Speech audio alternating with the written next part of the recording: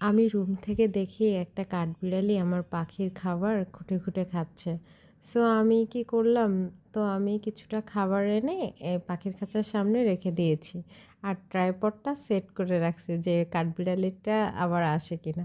ও মা, দেখি কি সুন্দর, মাশাআল্লাহ কাঠবিড়ালিটা আসছে, এসে কুট কুট করে খাচ্ছে। আমার এত ভালো লাগছে, মানে আমি এই ভিডিওটা যতবার দেখছি ততবার আমার মানে এত ভালো লাগছে, মাশাআল্লাহ। মানে একটা প্রাণীকে খাবার দিলে, সে খাবার খাইলে একটা স্যাটিসফ্যাকশন যে হয়, বা এটা যে একটা কি পরিমাণে আনন্দ লাগে, এটা আসলে বলে বোঝানো যায় না।